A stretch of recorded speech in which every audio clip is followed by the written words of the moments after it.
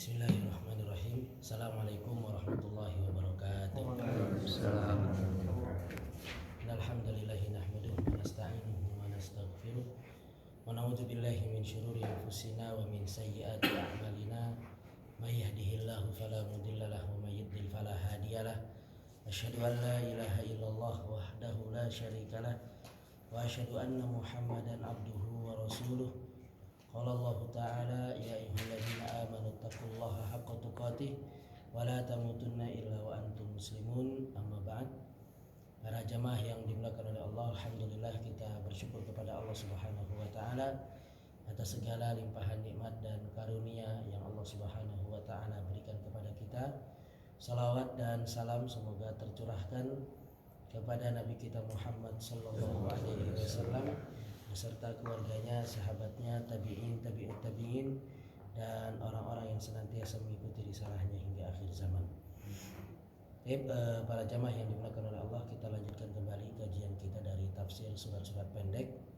Kita masih melanjutkan tafsir surat Ad-Duha. Sampai ayat berapa kemarin, Pak? Keempat kemarin. Sekarang masuk ayat yang kelima ya. A'udzu billahi minasyaitonir rajim. Wala saufa yu'tika rabbuka fatarda. Kelak kami akan berikan kepada engkau hai Muhammad sesuatu yang engkau akan ridho. Disebutkan bahwasanya ayat ini merupakan ayat yang paling memberikan harapan. Jadi di dalam Al-Quran itu ada ayat-ayat yang memberikan harapan bagi umat Nabi SAW. Di antaranya adalah surat Az-Zumar ayat 53. Merupakan ayat yang paling memberikan harapan. Az-Zumar ayat 53. Allah Subhanahu wa taala berfirman, "Qul ya ibadiyalladzina asrafu ala anfusihim la taqnatu min rahmatillah innallaha yaghfirudz dzunuba jami'a." Wahai hamba-hambaku yang melampaui batas, janganlah kalian putus asa dari rahmat Allah. Sesungguhnya Allah Subhanahu wa taala mengampuni seluruh dosa. Ini ayat merupakan ayat yang memberikan harapan. Artinya sebanyak apapun dosa yang dikerjakan oleh Bani Adam, sebanyak apapun dosa yang dilakukan oleh manusia, maka apabila mereka memohon ampun kepada Allah, bertaubat kepada Allah, maka Allah Subhanahu wa taala akan mengampuni seluruh dosa mereka. Jadi jangan sampai seorang itu dia putus asa dari rahmat Allah. Ketika misalkan dia sudah benar-benar banyak melakukan maksiat, menzinai banyak wanita, membunuh banyak orang. Kalau dia mau kembali kepada Allah, mau bertobat kepada Allah, maka Allah Subhanahu wa taala akan menerima taubatnya. Jadi ini ayat yang merupakan memberikan harapan kepada manusia. Ternyata ada ayat yang lebih memberikan harapan, yaitu surat Ad-Duha ayat yang kelima. Wala saufa yu'tika, kelak kami akan memberikan kepada engkau hai Muhammad sesuatu yang engkau akan ridho.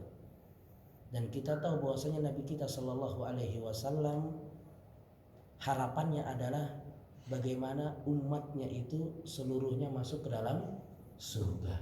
Itu keharapan Nabi kita sallallahu alaihi wasallam. Pemberian Allah Subhanahu wa taala yang menjadikan Nabi itu benar-benar ridho adalah ketika umatnya dimasukkan seluruhnya ke dalam surga. Namun itu kan tidak mungkin. Seluruh umat Nabi Shallallahu alaihi wasallam dimasukkan ke dalam surga. Namun disebutkan bahwasanya Nabi Shallallahu alaihi wasallam berharap bahwasanya antakunu nisfa ahlil jannah, bahwasanya kalian itu setengah daripada penghuni surga. Jadi Nabi Shallallahu alaihi wasallam memiliki cita-cita, keinginan bagaimana penghuni surga itu dari umat Nabi Adam sampai umat Nabi Muhammad Shallallahu alaihi wasallam setengahnya itu diisi oleh umat Nabi Muhammad Shallallahu alaihi wasallam. Banyak atau sedikit, Pak? Banyak. Dari umat Nabi Adam sampai umat Nabi Muhammad, setengah penghuni surga adalah diisi oleh umat Nabi Muhammad sallallahu alaihi wasallam. Makanya para nabi itu diberi oleh Allah Subhanahu wa taala doa yang mustajab. Dan semua para nabi sudah menggunakan doa-doa tersebut. Kecuali Nabi Shallallahu alaihi wasallam, doa yang mustajab tersebut disimpan oleh Nabi untuk nanti pada hari kiamat. Disimpan oleh Nabi. Dan juga Nabi Shallallahu alaihi wasallam pernah mengatakan bukti bahwasanya Nabi itu sangat sayang kepada umatnya dan ingin umatnya itu seluruhnya masuk ke dalam surga. Nabi Shallallahu alaihi wasallam mengatakan, syafaati li ahli kabair. Syafaatku itu untuk apa? Untuk para pelaku dosa besar. Jadi para pelaku dosa besar mereka juga masih memiliki kesempatan untuk mendapatkan syafaat Nabi Sallallahu Alaihi Wasallam. Agak batuk-batuk nih Pak. Selama dosa besar yang mereka kerjakan bukan dosa kesyirikan. Jadi kalau dosa besar itu kosong daripada kesyirikan, maka masih ada kemungkinan, kesempatan untuk mendapatkan syafaat dari Nabi kita Sallallahu Alaihi Wasallam. Ya, oleh karena itu hendaknya kita berusaha menjaga diri kita dan juga keluarga kita agar jangan sampai terjatuh kepada kesyirikan. Karena kesyirikan merupakan dosa besar yang paling besar yang menjadikan seseorang itu kekal di dalam neraka dan juga tidak mendapatkan syafaat dari Nabi Sallallahu Alaihi Wasallam. Jadi ini ayat yang merupakan ayat yang paling memberikan harapan untuk umat Nabi Sallallahu Alaihi Wasallam. Kemudian Allah Subhanahu Wa Taala berfirman, Alam yajidika yatiman fa'awa. Bukankah kami dapati engkau hai Muhammad dalam keadaan yatim, kemudian kami melindungimu. Jadi Nabi kita Sallallahu Alaihi Wasallam disebutkan oleh Al-Hafidz Ibnu Katsir rahimahullahu taala terlahir dalam keadaan yatim. Dan yatimnya Nabi merupakan yatim yang sempurna. Yatim yang sempurna. Yatim yang sempurna itu adalah lahir bapaknya sudah tidak ada. Banyak anak yatim itu ketika lahir dia masih bertemu dengan bapaknya, masih bermain-main sama bapaknya, masih diajak jalan-jalan sama bapaknya. Tapi Nabi kita Shallallahu Alaihi Wasallam yatimnya adalah yatim yang sempurna, ya. Lahir abinya atau bapaknya Abdullah sudah tidak ada. Bahkan Nabi kita Shallallahu Alaihi Wasallam menjadi yatim piatu di umur yang berapa tahun? 2 tahun. Di umur 6 tahun, ya. Di umur 6 tahun. Yaitu ketika ibunya Aminah mengajak Nabi Shallallahu Alaihi Wasallam untuk menziarahi makam ayahnya. Kemudian ketika balik sampai di daerah yang bernama Abwa, ya, itu masih jauh dari Mekah, juga sudah jauh dari Madinah. Jadi seperti di pertengahan perjalanan ibunya meninggal dunia. Bayangkan Nabi kita Shallallahu Alaihi Wasallam menjadi yatim piatu di tengah apa? Di tengah jalan. Syukurnya ketika itu Aminah membawa budaknya yang bernama Barokah, yang nama terkenalnya adalah Ummu Aiman. Jadi kalau kita baca sirah, kita akan mendapati budaknya Aminah namanya siapa? Ummu Aiman. Itu nama aslinya adalah apa? Barokah. Kemudian Allah Subhanahu wa taala mengatakan fa'awa, kemudian kami melindungimu. Nabi Shallallahu Alaihi Wasallam terlahir dalam keadaan yatim, namun Nabi Shallallahu Alaihi Wasallam dilindungi oleh Allah Subhanahu wa taala melalui orang-orang yang mencintai Nabi. Jadi di sekeliling Nabi itu adalah orang-orang yang sangat mencintai Nabi. Bahkan Abu Lahab, paman Nabi Shallallahu Alaihi Wasallam, itu juga sangat sayang kepada Nabi. Ketika Nabi apa? Lahir. Abu Lahab itu kan benci sama Nabi ketika kapan? Ketika Nabi diangkat menjadi Nabi.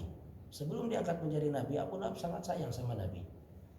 Bahkan Abu Lahab disebutkan ketika budaknya yang bernama Suwaibah memberikan laporan kepada Abu Lahab kalau Nabi Shallallahu Alaihi Wasallam telah lahir, maka budaknya tersebut sampai dimerdekakan.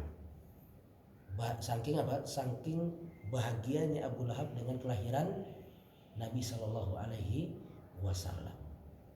Bahkan Suwaibah budaknya Abu Lahab ini diperintah oleh Abu Lahab untuk menyusui Nabi. Makanya Nabi Shallallahu Alaihi Wasallam itu saudara sepersusuan dengan pamannya sendiri yang bernama Hamzah. Jadi Hamzah itu kenapa sangat disayang oleh Nabi Shallallahu Alaihi Wasallam? Bahkan yang membunuh Hamzah siapa? Membunuh Hamzah siapa? Wahsy berhasil membunuh Hamzah. Kemudian pada akhirnya Wahsy masuk Islam. Nabi Shallallahu Alaihi Wasallam berkata kepada Wahsy, kalau kamu bisa tidak memperlihatkan wajahmu padaku, maka lakukanlah. Bukan berarti Nabi tidak maafkan Wahsy, tapi Nabi kalau melihat Wahsy mungkin teringat dengan siapa? Pamannya. Ya, makanya kalau bisa kamu nggak perlihatkan wajahmu padaku, maka lakukanlah. Namun kemudian Wahsy membalas. Beliau telah membunuh kekasihnya Nabi Shallallahu Alaihi Wasallam, maka Wahsy pun membunuh seorang yang paling dibenci oleh Nabi. Siapa? Musailimah al-Kadzdzab. Ya. Jadi Hamzah merupakan paman sekaligus saudara sepersusuan Nabi. Jarak antara Hamzah dengan Nabi itu sekitar 2 tahun, ya, kurang lebih 2 tahun. Nah, kenapa Hamzah merupakan saudara sepersusuan Nabi? Karena Hamzah juga ketika lahir itu disusui oleh budaknya Abu Lahab yang bernama Suwaibah. Ya. Jadi Suwaibah budaknya Abu Lahab menyusui Hamzah, juga menyusui Nabi Shallallahu Alaihi Wasallam. Kemudian di antara orang-orang yang mencintai Nabi, ya, ketika Nabi Shallallahu Alaihi Wasallam lahir, adalah kakeknya sendiri yang bernama siapa? Abdul Muthalib. Abdul Muthalib sangat sayang kepada Nabi, dan juga dikisahkan ketika Abdul Muthalib merawat Nabi, ya, ketika Aminah sudah meninggal dunia, maka Abdul Muthalib itu di Masjidil Haram memiliki sajadah yang tidak ada satupun orang yang berani duduk di sajadah tersebut. Bahkan anak-anaknya pun tidak berani apa? Duduk. Tapi Nabi Shallallahu Alaihi Wasallam ketika main-main duduk di sajadah tersebut dibiarkan oleh Abdul Muthalib, yang menunjukkan bahwasanya Abdul Muthalib sangat sayang kepada Nabi Shallallahu Alaihi Wasallam. Dan bentuk pemeliharaan Allah Subhanahu Wa Taala kepada Nabi Shallallahu Alaihi Wasallam adalah Nabi Shallallahu Alaihi Wasallam disusui oleh siapa? Oleh Halimatus Sa'diyah, ya. Jadi ketika Nabi masih bayi, kemudian dibawa oleh ibunya, juga oleh kakeknya Abdul Muthalib, di pinggir jalan menunggu orang-orang dari desa untuk menjemput bayi-bayi yang mau disusui oleh mereka. Jadi di zaman dahulu itu bayi-bayi disusui di desa-desa. Kenapa bayi-bayi disusui di desa-desa? Manfaatnya untuk apa? Yang pertama untuk kesehatan mereka. Karena kota sudah apa? Sudah banyak polusi, ya. Banyak pendatang-pendatang yang datang. Kemudian yang kedua, untuk menjaga kefasihan bahasa mereka. Karena yang namanya kota, bahasa itu sudah mulai apa? Rusak, ya. Karena pendatang-pendatang datang, sehingga bahasanya apa? Mulai tercampur. Sehingga mereka, orang-orang Arab ketika itu, ketika punya bayi mereka kirim ke desa-desa, disusui oleh ibu-ibu susu mereka supaya terjaga kesehatan dan juga supaya terjaga apa? Kefasihan bahasa Arab mereka. Ketika Aminah dan Abdul Muthalib menunggu ibu susu, ternyata tidak ada yang mau mengambil Nabi Shallallahu Alaihi Wasallam. Kenapa ibu-ibu susu dari desa itu tidak mau mengambil Nabi? Kira-kira kenapa, Pak? Karena miskin, ya. Karena miskin. Ini bayi yatim. Ini bayi apa? Yatim, ya pasti apa? Miskin. nanti kita habis nyusui tidak mendapatkan apa? Upah. Kalaupun dapat upah, mungkin upahnya apa? Kecil. Akhirnya mereka tidak ada yang mau. Yang mau adalah Halimah. Kenapa Halimah mau mengambil Nabi? Karena Halimah terpaksa. Kenapa terpaksa? Karena Halimah itu ketika dari desanya gerombolan sama teman-temannya, Halimah ini qadarullah ontanya apa? Sakit. Sehingga jalannya pelan ya. Kemudian ketika sampai di Mekah, bayi-bayi yang mau disusui itu sudah apa? Habis. Yang tersisa adalah bayi Muhammad. Akhirnya dia diskusi sama suaminya, ini kita ambil nggak? Ini bayi miskin, nanti kalau kita menyusui dapat bayaran cuma apa? Kecil, mungkin juga tidak dibayar. Akhirnya setelah diskusi panjang bersama suaminya, mereka putuskan untuk mengambil bayi Muhammad. Karena sudah jauh-jauh datang, masa pulang tidak bawa bayi. Akhirnya diambil bayi Muhammad. Jadi begitu mereka ambil, keajaiban datang. Onta yang tadinya kurus, sakit-sakitan, jalannya pelan, gak ada susunya, tiba-tiba jadi apa? Sehat. Jalannya cepat dan air susunya apa? Banyak. Sehingga ketika Halimah berjalan pulang, yang tadinya ketinggalan bisa menyusul teman-temannya. Bahkan ketika teman-temannya istirahat, Halimah istirahat, bayi-bayi yang mereka susui pada nangis, bayi Muhammad tidak nangis. Kenapa? Karena air susu ontanya Halimah apa? Banyak. Sehingga Halimah bisa minum, ya, asupan makanannya cukup, sehingga air susunya apa? Banyak. Sehingga Nabi bisa ya minum dengan banyak, kenyang. Bayi kalau kenyang apa? Tidak nangis. Sedangkan bayi-bayi yang lain nangis karena ibu-ibu susu mereka kehabisan apa? Bekal. Ya. Ternyata bayi Muhammad yang tadinya tidak ada yang mengambil mendatangkan banyak keberkahan. Sehingga dibawa pulang oleh Halimah sampai di desa, disusui. Banyak sekali keajaiban yang datang kepada keluarga Halimah. Di antaranya adalah domba-domba mereka yang apa? Gemuk-gemuk. Sehingga tetangga-tetangga mereka mengatakan kepada anak-anak mereka, ikuti dombanya siapa? Halimah. Ini kok bisa gemuk sendiri sedangkan domba-domba kita apa? Kurus-kurus. Makanya ketika sudah 2 tahun Halimah menyusui Nabi, harusnya dikembalikan karena menyusui itu cuma apa? 2 tahun ya. Tapi ketika dikembalikan kepada ibunya Aminah, Halimah minta lagi untuk merawat Nabi karena mendapatkan banyak apa? Keberkahan. Sehingga Halimah memiliki kesempatan untuk merawat Nabi kembali di desa.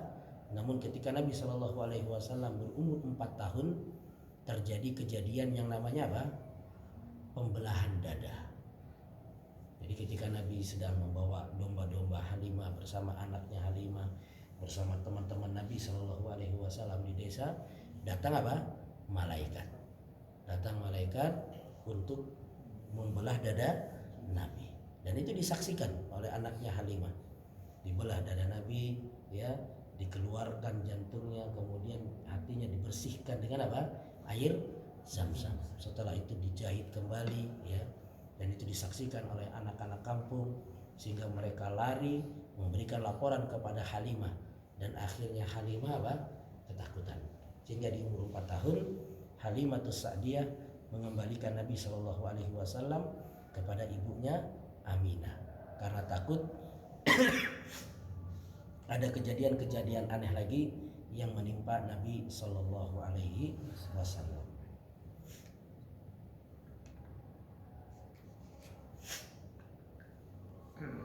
Kemudian bentuk penjagaan Allah Subhanahu wa taala juga kepada Nabi SAW. Tadi kita kisahkan setelah 4 tahun dirawat oleh Aminah, kemudian setelah 6 tahun dibawa jalan oleh Aminah untuk menziarahi makam ayahnya.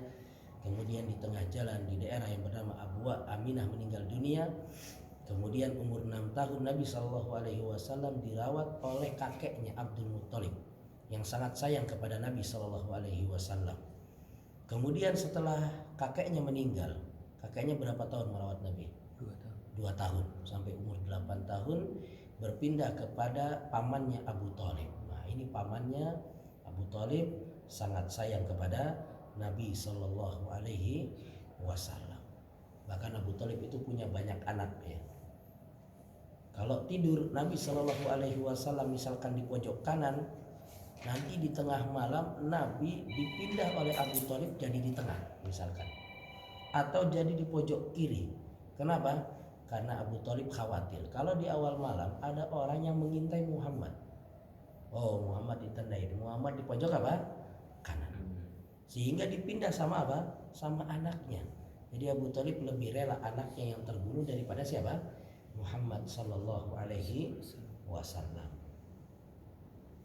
Ya, ini bentuk pembelaan atau pemeliharaan Allah Subhanahu Wa Taala kepada Nabi Sallallahu Alaihi Wasallam. Meskipun Nabi terlahir dalam keadaan yatim, namun ada orang-orang di sekitar Nabi yang mencintai Nabi Sallallahu Alaihi Wasallam dan merawat Nabi Sallallahu Alaihi Wasallam dengan sepenuh hati, dengan penuh cinta.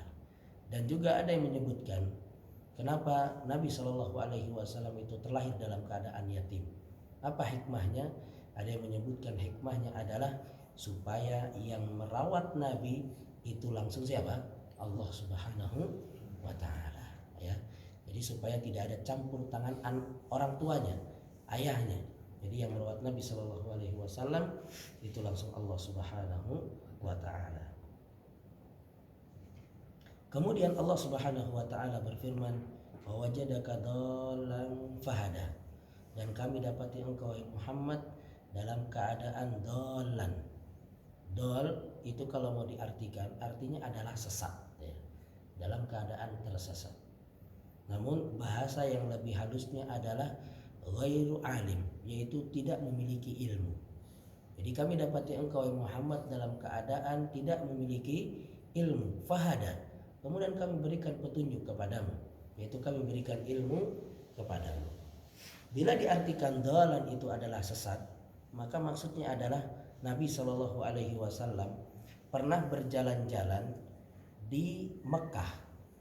Kemudian Nabi Shallallahu Alaihi Wasallam tersesat, dan Nabi Shallallahu Alaihi Wasallam itu bisa pulang atas bimbingan Allah Subhanahu Wa Taala setelah diberi petunjuk oleh Allah. Juga ada yang mengatakan Nabi Shallallahu Alaihi Wasallam pernah diajak jalan oleh pamannya Abu Thalib menuju Syam. Kemudian di tengah jalan Nabi Shallallahu Alaihi Wasallam apa? Tersesat, ketinggalan sama rombongan.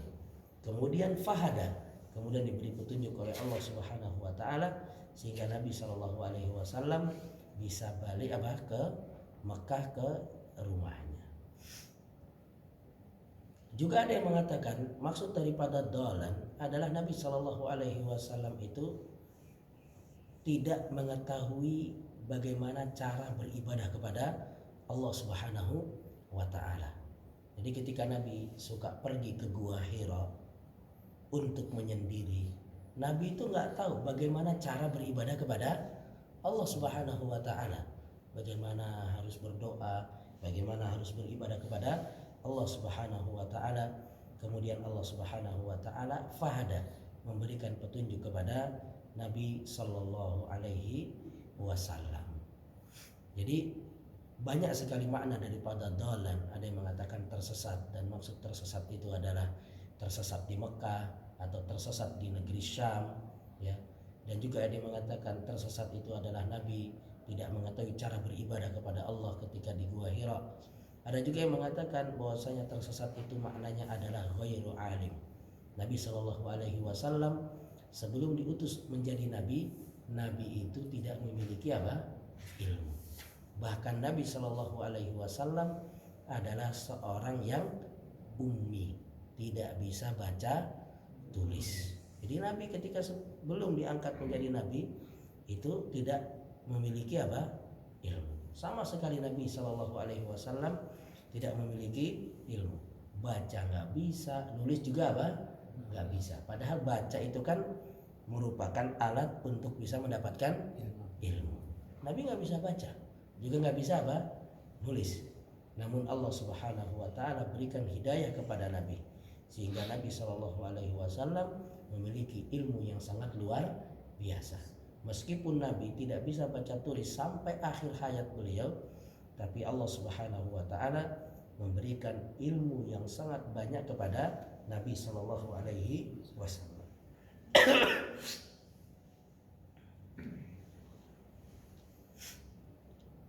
Bahkan Nabi Shallallahu alaihi wasallam, ya. Jadi kalau misalkan ada yang mengatakan Nabi itu dolan, tersesat, maka kita katakan Nabi Shallallahu alaihi wasallam itu dijaga oleh Allah Subhanahu wa taala. Nabi Shallallahu alaihi wasallam itu dijaga oleh Allah sebelum diangkat menjadi nabi dan juga ketika setelah diangkat menjadi nabi. Jadi kalau kita katakan dolan itu tersesat, maka itu tidak apa? Tidak benar. Kalau tersesatnya itu tersesatnya seperti kita misalkan nggak punya ilmu, kemudian kita ini tersesat, banyak melakukan maksiat, kumpul kebo misalkan ya. Kadang ada orang dia sebelum hijrah dia benar-benar apa?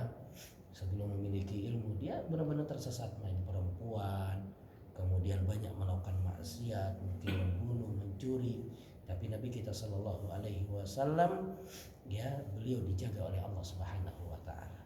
Nabi Shallallahu alaihi wasallam dijaga oleh Allah sebelum diangkat menjadi nabi.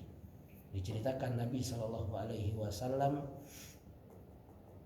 dijaga oleh Allah Subhanahu wa taala ya untuk tersingkap auratnya. Jadi Nabi ya dijaga auratnya oleh Allah Subhanahu wa taala. Oleh karenanya khilaf para ulama apakah Nabi itu ya disunat atau tidak. Artinya tersunat atau apa? Atau tidak. Ada yang mengatakan lahir sudah dalam kondisi apa? Tersunat. Karena benar-benar dijaga auratnya oleh Allah Subhanahu wa taala. Bahkan kakeknya pun yang ingin menyunat Nabi itu terjadi apa? Khilaf di antara para ulama. Dan Nabi Shallallahu alaihi wasallam juga dikisahkan ketika hendak membantu orang-orang Quraisy dalam merenovasi Ka'bah. Jadi ketika Ka'bah sudah mulai rusak, maka Ka'bah itu direnovasi ya. Sebelum Nabi Shallallahu alaihi wasallam diutus, mungkin kurang lebih 5 tahun sebelum Nabi Shallallahu alaihi wasallam diutus untuk menjadi nabi, Ka'bah itu direnovasi. Namun ketika orang-orang Quraisy itu ingin merenovasi Ka'bah, itu mereka ketakutan. Kenapa mereka ketakutan ketika mau merenovasi Ka'bah? Karena mereka masih teringat dengan apa? Kisah Ashabul Fil. Kan Ashabul Fil itu kisahnya kapan? Ketika Nabi apa? Lahir kejadiannya. Jadi mereka ketika mau merenovasi Ka'bah, mereka ketakutan. Sampai ada satu orang yang dia memberanikan diri untuk menghancurkan Ka'bah. Diajak orang-orang gak ada yang mau. Kemudian dia tanya, kalian ini kan mau menghancurkan Ka'bah untuk kebaikan Ka'bah, bukan untuk apa? Benar-benar ingin menghancurkan. Maka kemudian gak ada yang mau, dia berdiri sendiri, dia kampaki sendiri Ka'bah. Kemudian orang-orang menyaksikan apakah akan turun azab kepada dia. Ternyata ketika ditunggu gak ada azab yang turun. Akhirnya baru seluruh orang-orang Quraisy apa? Turun untuk menghancurkan Ka'bah dan merenovasi apa? Ka'bah. Oleh karenanya Ka'bah yang dibangun oleh orang-orang Quraisy yang ada saat ini itu tidak sebagaimana yang dibangun oleh Nabi Ibrahim. Yang dibangun oleh Nabi Ibrahim, Ka'bah itu Hijr Ismailnya apa? Berdiri tegak juga. Artinya tinggi, nggak cuma apa? Nggak cuma sepinggang seperti sekarang ini. Kenapa Ka'bah bisa berkurang seperti itu? Karena orang-orang Quraisy ketika merenovasi Ka'bah, mereka mensyaratkan uang untuk renovasi Ka'bah itu adalah dari hasil yang halal. Nggak boleh dari hasil haram, hasil mencuri, hasil dari zina, pokoknya harus dari hasil yang halal. Sehingga uang untuk merenovasi Ka'bah itu apa? Kurang. Karena kurang, sehingga Hijr Ismail itu tidak dibangun apa? Tinggi, cuma dikasih tanda aja, ya, dikasih tanda. Makanya ketika Nabi Shallallahu alaihi wasallam sudah diangkat menjadi nabi, Nabi punya keinginan untuk merenovasi Ka'bah sebagaimana dibangun oleh Nabi Ibrahim. tapi diurungkan oleh Nabi. Kenapa diurungkan oleh Nabi? Karena Nabi nggak ingin umatnya itu terfitnah. Artinya tidak semua orang ketika itu paham sejarah. Nanti dikhawatirkan orang-orang akan mengatakan, Muhammad ini apa-apaan. Semua dirubah, agama dirubah, ternyata Ka'bah juga dirubah. Makanya Nabi Shallallahu Alaihi Wasallam mengurungkan niat untuk tidak merenovasi Ka'bah, untuk tidak membangun Ka'bah sebagaimana dibangun oleh Nabi Ibrahim alaihissalam.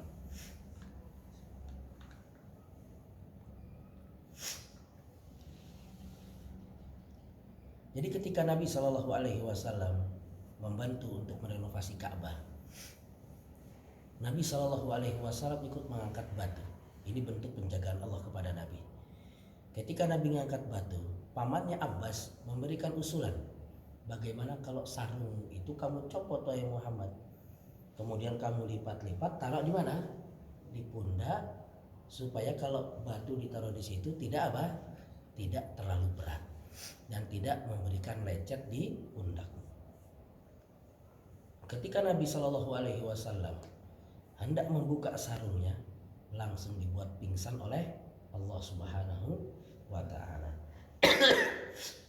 Ya, inilah bentuk penjagaan Allah Subhanahu wa Ta'ala kepada Nabi Shallallahu Alaihi Wasallam. Bahkan ketika Nabi Shallallahu Alaihi Wasallam tawaf bersama temannya, ini sebelum diangkat menjadi Nabi, ya, orang-orang Quraisy itu kebiasaan mereka ketika tawaf itu sambil menyentuhi berhala.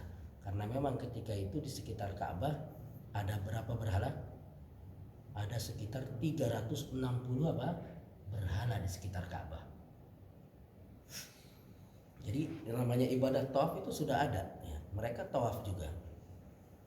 Tapi mereka ketika tawaf itu sambil nyentuhi berhala. Maka Nabi Shallallahu Alaihi Wasallam ketika tawaf bersama temannya setiap nyentuh berhala ditegur oleh Nabi, la tamassuh, jangan engkau sentuh berhala tersebut. Setiap temannya nyentuh diingatkan oleh Nabi Shallallahu Alaihi Wasallam. Ini menunjukkan bahwasanya Nabi Shallallahu Alaihi Wasallam itu dijaga oleh Allah Subhanahu wa Ta'ala. Maka kurang tepat bila kita artikan dolan itu Nabi tersesat. Paham ya Pak ya? Jadi kurang tepat kalau diartikan Nabi Shallallahu Alaihi Wasallam itu tersesat. Karena Nabi Shallallahu Alaihi Wasallam sudah dijaga oleh Allah Subhanahu wa Ta'ala. Sehingga Nabi itu nggak ikut-ikutan dengan ala jahiliyah. Bahkan ketika Nabi Shallallahu Alaihi Wasallam ini juga sebelum diangkat menjadi Nabi, ketika Nabi mengembala ya domba-domba milik penduduk Mekah, maka suatu malam Nabi punya keinginan untuk nongkrong juga, ya layaknya anak muda pengen ke kota, ya karena Nabi kan di kebun, ya, pengen ke kota, pengen nongkrong. Tapi begitu Nabi Shallallahu Alaihi Wasallam turun, ya dia titip sama temannya, tolong jagakan ini domba-domba saya pengen turun, saya pengen juga hura-hura lah bahasanya. Begitu Nabi turun, Nabi dapati ada di situ seperti musik-musik. Ditanya, ternyata itu ada orang sedang mengadakan pesta pernikahan. Maka Nabi Shallallahu Alaihi Wasallam izin masuk. Begitu masuk, duduk, ya. Begitu duduk langsung dibuat tidur oleh Allah. Bangun-bangun pagi pestanya sudah selesai.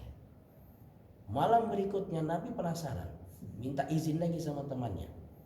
Pergi lagi ke kota, dapat lagi ada pernikahan, duduk, begitu duduk langsung dibuat tidur oleh Allah Subhanahu wa Ta'ala. Ini bentuk bagaimana Allah Subhanahu wa Ta'ala menjaga nabinya sallallahu alaihi wasallam, sehingga makna daripada dolan wajadaka dolan, makna yang tepat adalah kami dapati engkau wahai Muhammad dalam keadaan tidak memiliki ilmu. Fahada, kemudian kami berikan ilmu kepadamu.